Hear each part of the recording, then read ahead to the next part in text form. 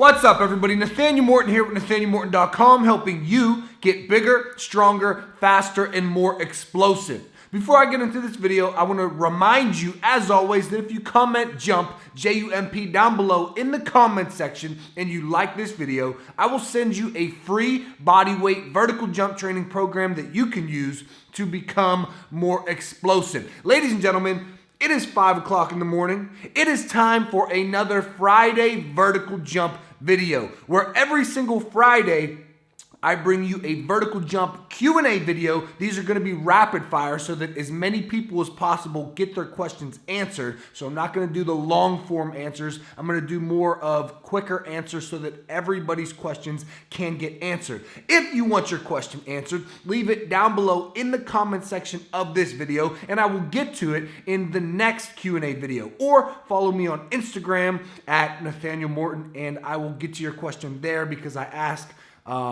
It says, ask me a question. I do it on my story. People ask me the questions. And I'm also implementing the Instagram questions in these YouTube videos as well. So either drop your question down below or follow me on Instagram. Here we go. Let's get our Friday started off correctly. First question. The first question is, actually, I got to scroll over to the questions. First question, bear with me. The first question from Hooper Legend. Can I do plyometrics along with my leg workout? Plyos first or legs first? Same day or different days? Here's the answer to this question. You can do anything you want. Okay, I would do all of them. I would have a few days where you do weights first and then you do plyometrics where you pre-exhaust your muscles and then you go train your muscles to jump while you are tired. I would do some where you do plyometrics first and then you do weight training where you are essentially doing plyos first and jumping while you are fresh to get those maximum jumps. I would do full strength and weight training days separated from full plyometric days. I would do it all. I would use variation in your training and don't ever get stuck in one way of training. So the answer is you need to be doing all of them. You need to jump when you're fresh with the plyometrics first. You need to jump while you're tired with the plyometrics after the weight training. And you need to separate them sometimes, doing weight training on one day and doing plyometrics on the other day. That is your correct answer. Do them at different times. Use variation within your training. Excellent question, Hooper Legend. Second question from Jones E. When you say 1.5 times your body weight, in context, he means when you say squatting 1.5 times your body weight, is that really true for everyone? I am 6'6" and can roughly do 1.3 times my own body weight, but I am longer and taller than a guy who is 6 foot or 6'1". Shouldn't it be harder for me to get up to 1.5 than a guy who is shorter and has a shorter range of motion? I think that's hard to compare. I think it's hard to compare people when you include height and weightlifting. Jones E., you are extremely correct, okay? It's going to be much harder for somebody 6'6" with long legs to squat 1.5 times their body weight than it is for somebody 6 foot or somebody 5'8" with short and stocky legs who has a very short range of motion. That's why they can squat a lot. That's why they can bench a lot, because they don't have to push the weight very far. This is their range of motion right here, okay? So yes, Jones E., you are correct, but 1.5 times your body weight, that's just a ballpark number. That's just the goal to shoot for. The real answer to this question is that you want to be increasing your squats. You want to be increasing your strength and your explosiveness on the squat, the deadlift, all the exercises that we use to increase our vertical jump. You want to be trying to get stronger essentially forever. Okay, you want to be pushing that well beyond the 1.5 times mark. So right now you're at 1.3. It's really just a ballpark number. You're probably going to be good at 1.3. You should probably still be doing plyometric explosive training and your strength training. I think everybody should. I think everybody should do both. But I think you should always try to get stronger. Always try to get stronger. So if you're at 1.3 right now, still try to push it to that 1.5, but don't lose any sleep over it if you're not at 1.5, because yes, it is going to be harder for you, seeing that you are 6'6" with some long legs. So yes, you are correct. Next question from Karthik Sarah. Nate, I have strong quads, but seemingly underdeveloped hamstrings. Could you hook me up with a video about the best hamstring exercises? Yes, I can. I will have a video coming on that very soon. And guys, when I say very soon, you got to understand that a lot of people ask me to make videos. So I will get to all these videos. I write them down in the notepad in my phone, but if they don't come out for a couple weeks, that's why, because I have all of these video ideas coming out. And it's hard to keep up with the demand of what people want. It's hard for me to make all those videos in a timely manner, but they will come out. So yes, I will make a hamstring one, but for right now, can you hook me up with the best hamstring exercises for vertical jump? What are the best hamstring exercises for vertical jump? Number one are one leg Romanian deadlifts. Those are probably the best. You work on your balance. That's where you stand on one leg and you have a dumbbell in one hand or in two hands, and you drop the dumbbells down to the floor while you lift your opposite leg into the air. Works on your balance, works on your stability, works on your coordination, and it works on your hamstrings, and it works on your core. So one leg RDLs. You can always jump on a hamstring machine. It's not my favorite. I like to train on my feet because I am an athlete, but hamstring machines work, either the lying hamstring curl or the seated hamstring curl. You could put your feet up on a box and do box hamstring curls or physio ball hamstring curls. You could do straight leg deadlifts. Lunges always work a little bit of hamstrings. I feel like I'm missing some really good ones. Maybe I'll put them on the screen right here for you because my brain is not pulling that knowledge right now. I need to be able to retrieve that when I want to. So I'm sorry that I failed you on the best hamstring exercises. Next question. From Hooper Legend again. Can I do plyometrics when I'm sore from a leg workout for strength? Yes, you can. You can do plyometrics when you're sore. I'd say definitely get a very good warm-up. And can I do plyometrics when I'm sore from a leg workout?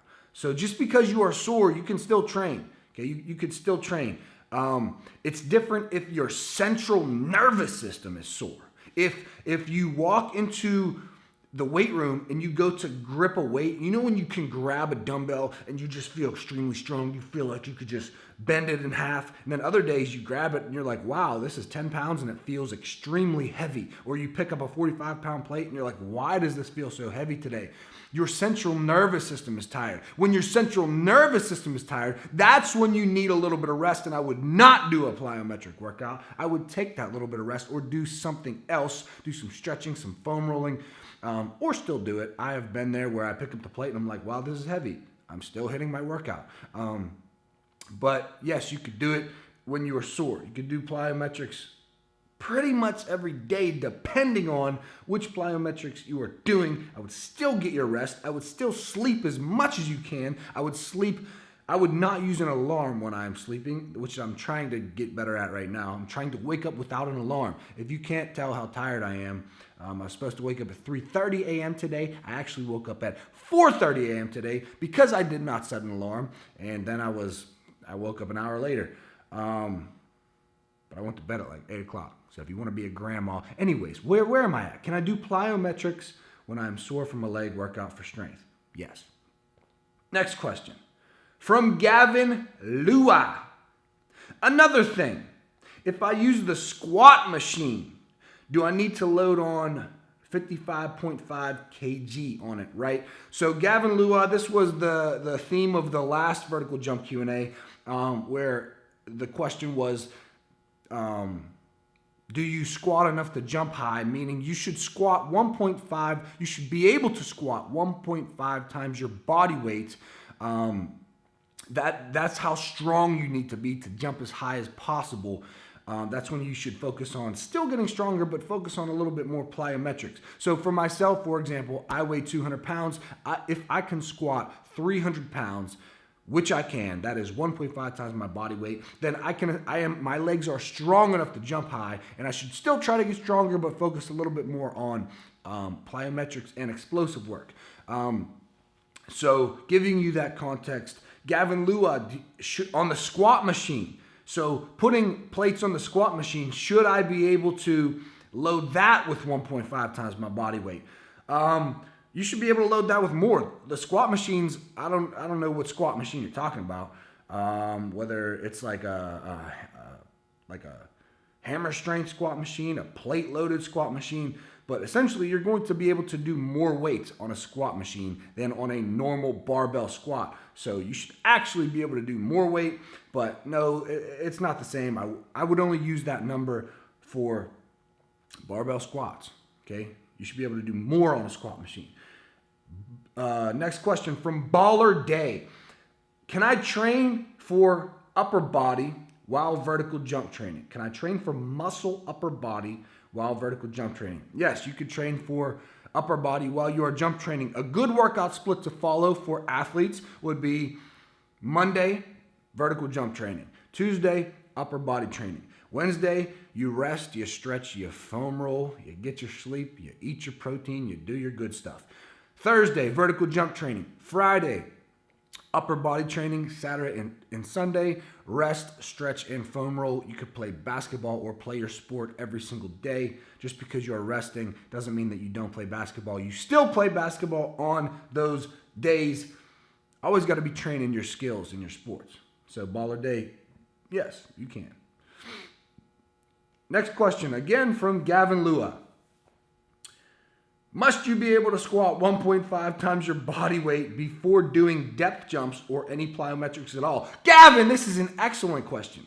Should you be able to squat 1.5 times your body weight before doing depth jumps or any plyometrics at all? No, you should always be doing plyometrics while you are trying to get your squat up to 1.5 times your body weight. You should be training for strength and explosiveness all at the same time. Don't focus on strength until you get there and then switch to plyometrics and stop squatting, because once you switch to plyometrics, then if you stop squatting, your squat is going to go back down. You have to always be trying to get stronger on your squat and your deadlift. You always have to be doing explosive vertical training. That is an excellent question, but do them all. Always do them all.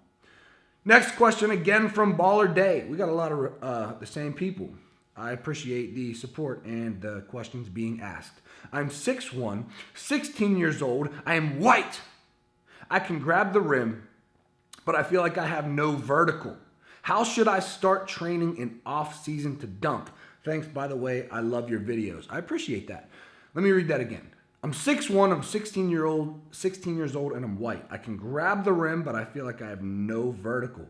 How should I start training in the off season to dunk? Thanks, by the way, I love your videos. So, for everybody who asked this question, for a lot of people who ask me the question, they say, I've never done vertical jump training before. What should I do? I either say, take my body weight vertical jump training program. By the way, if you want that, comment jump down below, like the video, and I will send that to you. I either say, do this body weight training program, or I say, if you have access to the gym, learn the proper form for squat, learn the proper form for deadlift, learn the proper form for kettlebell swings, and start with those 3 exercises and try to go heavier and heavier and heavier to build that strength, and then do plyometrics or my body weight jump training program on the side. So Baller Day, if you have no vertical, how should you start training in the off season to dunk? You need to start focusing on your squat and your deadlift and kettlebell swings, and with proper form, I would even do box squats.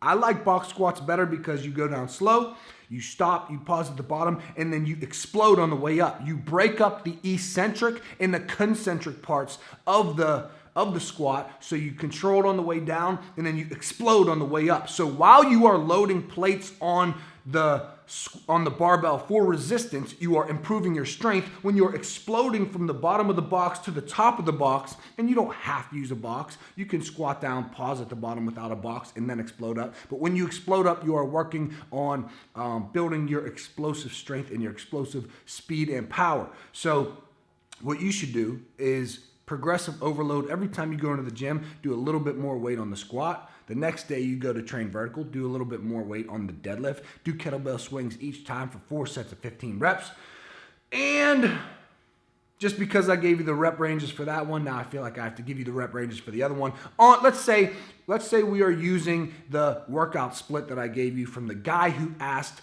can I still do upper body training mixed with lower body training?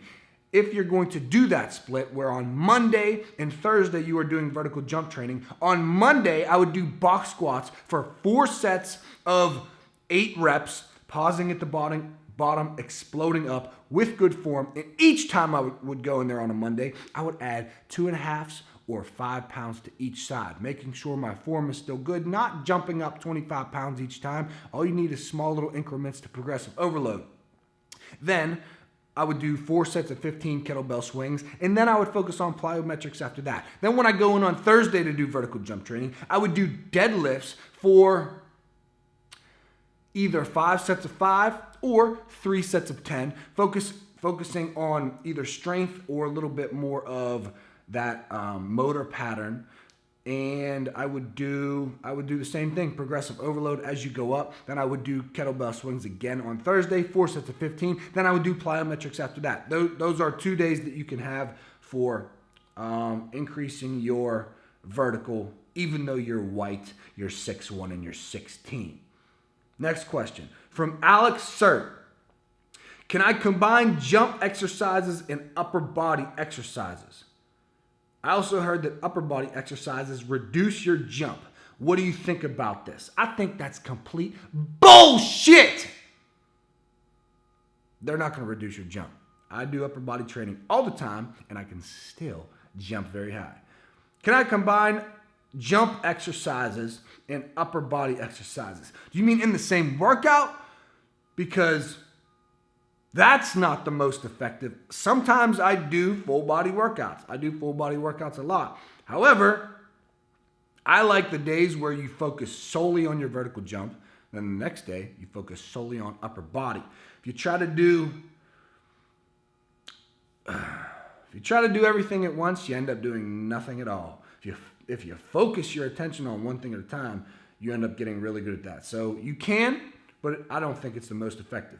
Next question from Geek Gaming Spiros, and then there's a word that is not in English. From Geek Gaming Spiros. Hey bro, I always start my workout by doing heavy weighted pistol squats and explosive deadlifts. And then I do other exercises like Bulgarian squats, kettlebell swings, and I finish with jump squats. By the way, I'm 16, white, and about 1.9 meters. Do you think this workout will help dunk the ball? Yes, I do. I do. You are doing weighted pistol squats, you're doing explosive deadlifts, you're doing Bulgarian squats, you're doing kettlebell swings. Those are exercises to improve your strength. Those are exercises to improve your velocity, your speed, your explosiveness, your power. Those are exercises that work on improving the strength and explosiveness of your posterior chain, and you are jumping. Do I think that workout will help dunk the ball? Yes, I think that is an excellent workout to help dunk the ball. Next question from Jay Baller, my boy. This video is great, but could you make a video on what stretches to do when waking up before working out or before bed, please? Yes, I can make a video. I actually did record a video on the stretches that you should do before bed. But for the context of this video, just so you know, the stretches that I recommend that you do, whether it's in the morning, whether it's after your workout, or whether it's before bed. Number one, the best stretch in the world for basketball players and athletes is the couch stretch. The couch stretch. So do the couch stretch, do the hamstring stretch. I would do the quad stretch. I would do an Achilles stretch. And then after that, if you're really feeling flexible, I would do the pigeon stretch, and I would do either the butterfly stretch or the frog stretch. Those are the stretches that I focus on mainly. But if you want 3, if you're running out of time or you just want to hit one quickly and go to bed, I would do the couch stretch, the hamstring stretch, the quad stretch. Those are going to be best for basketball players and athletes. Okay, the rest of these questions are from Instagram. So once again, if you want to follow me on Instagram and ask your question that way, then the link will be in the description, or you could just search Nathanael Morton and I will come up. Look for the ugly dude who needs a haircut. All right. Can one increase their vert with toe raises? Yes, you can increase your vertical jump with toe raises. That is going to help, but you are better off focusing on compound movements that improve your strength and your explosiveness in your posterior chain. Your posterior chain is all the muscles in the backside of your body. It's your calves, but it's also your hamstrings. It's your butt, it's your lower back, and then you also need to focus on your quads and your core. But toe raises will help you jump higher, but the best exercises are compound exercises. Compound meaning that they work more than one muscle group at a time, not just your calves, all the muscles involved in a vertical jump, which are exercises like squats, deadlifts, kettlebell swings, etc. Next question. Best, and I'm not putting the names of these people because they're on Instagram and they are anonymous. Best weight exercise for a vertical jump. The answers are squats, deadlifts, power cleans, kettlebell swings, dumbbell squat jumps. Okay, I'm looking at my phone because I have all these answered already because I answered them on Instagram before I answer them here. Next question. Do you think it's possible for someone 5'2" to dunk? By the way, I am 6'1" and just wondering, if you're 6'1", what are you doing wondering about what it would be like to be 5'2"? Could I dunk if I was 5'2"? Well, you're not. You're 6'1". But to answer your question, yes, it is possible. I believe anything is possible. There are people out there who are dunking at 5'2". Look at William Easton. However, it's going to be very, very, very, very, very, very, very hard. You are probably not going to ever get to the point where, not to shatter your dreams, but if you're 5'2", you're probably not going to be able to dunk. You need to be a world-class athlete to be able to dunk at 5'2". Anyways, I'm not going to spend any more question on that time because I don't think that that adds value to a lot of you out there. Next question. Can you give some exercises for the best explosive? Can you give me some of the best explosive leg exercises for jumping and running? Yes, dumbbell squat jumps, explosive step-ups, broad jumps, sprints, sled pushes, kettlebell swings. Did I already say that? Okay, those are going to be your best for running and explosive jumping. Next question. How are you supposed to jump? 2 feet or 1 foot? And how? Should you be a 2-foot jumper? Should you be a 1-foot jumper? Okay, when you go into the basketball court and you go up to try to dunk a basketball or touch the rim or touch the backboard, naturally, you are going to either jump off of 2 feet or you are going to jump off of 1 foot. It does not matter what you do. Whichever way comes more natural to you, that is the way that you should be jumping. It's not like if you're a 2-foot jumper, you should switch to a 1 foot. Or if you're a 1 foot, you should switch to a 2 foot.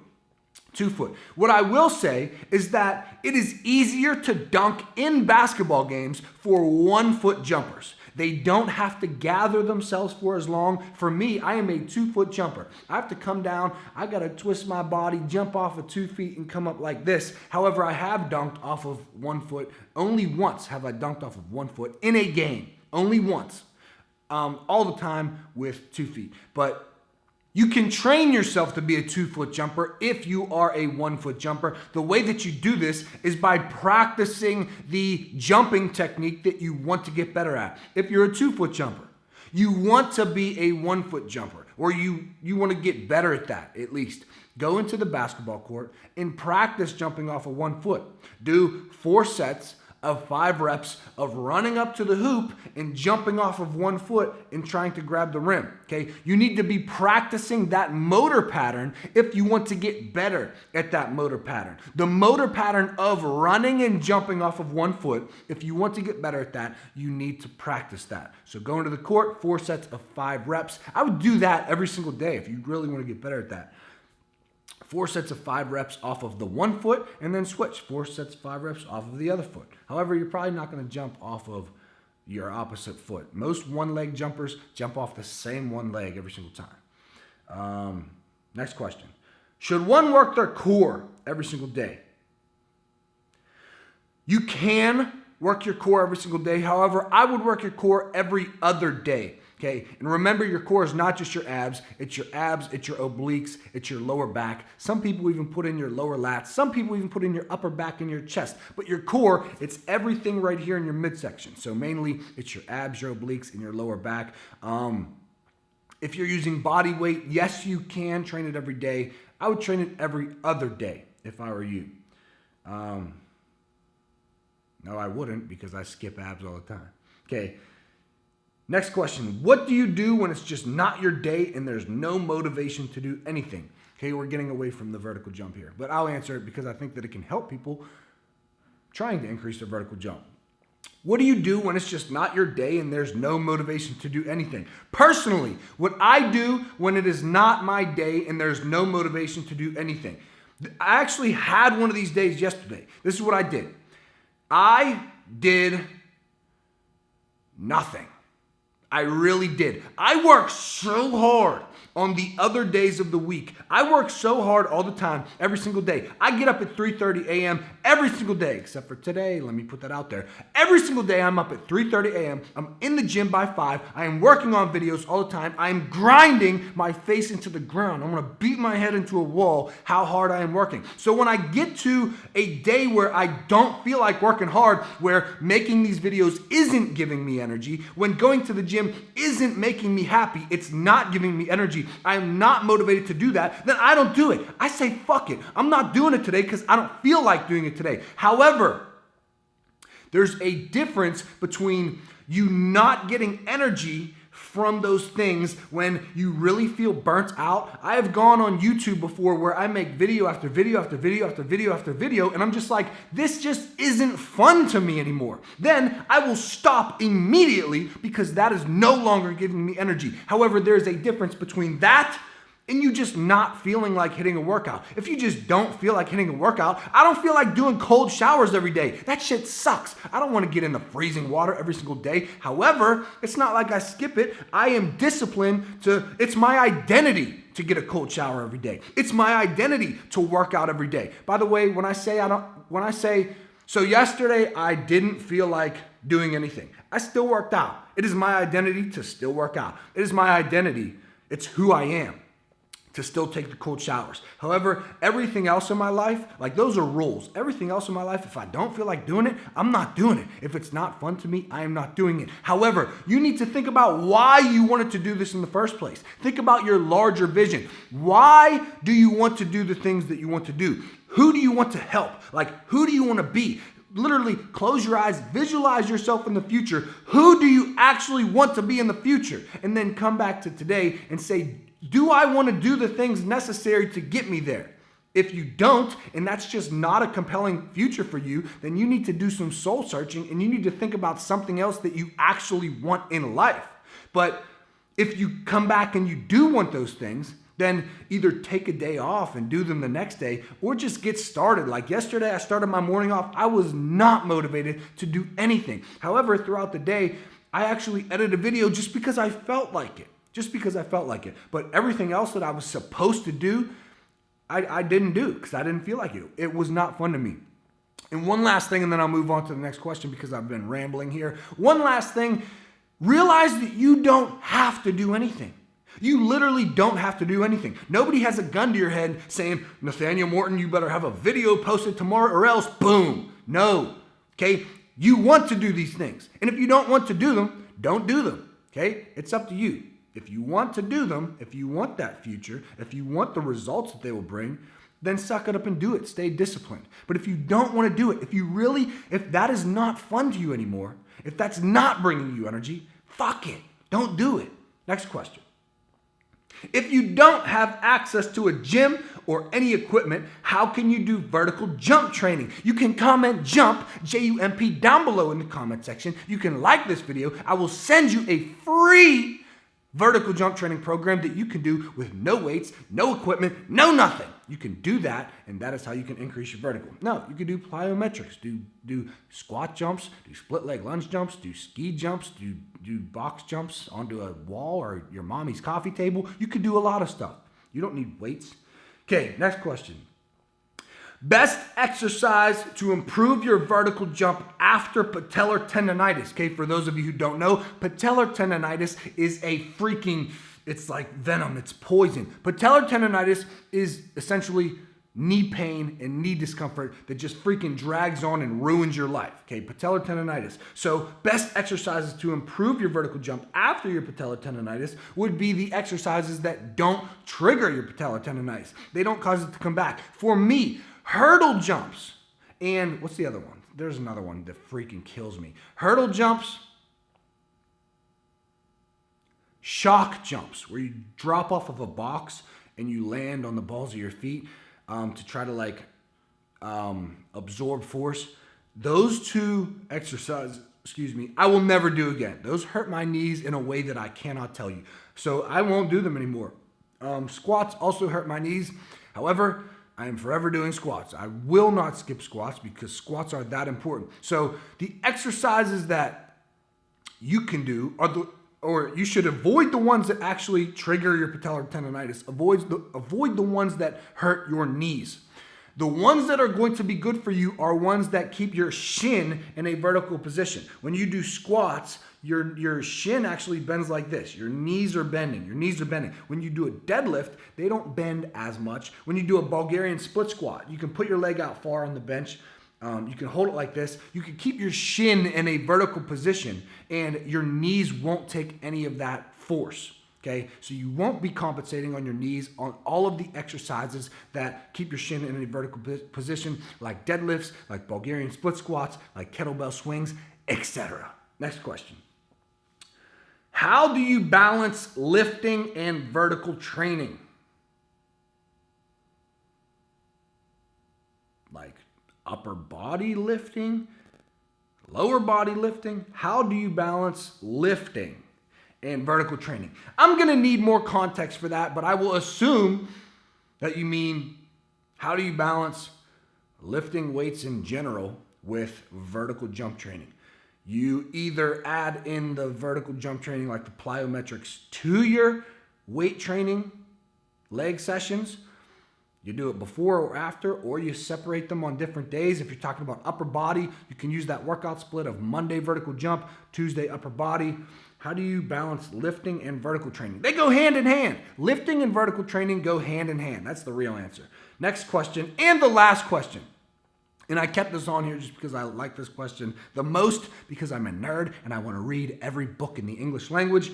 The question is most motivational and inspiring books. And the books that I'm about to give you are books that if you read, you would be so much further towards your goals. You would help yourself achieve all of your goals so much faster if you read these books than if you had not read these books. And when I say read these books, you can also get Audible and listen to these books, because I am the slowest reader in history and sometimes I listen to them. Sometimes I listen while I read because I really have that hard of a time consuming information. So if you're a nerd and you love books like me, but you're also a little bit slow up in the head, then you can use Audible and listen to the books. But here they are.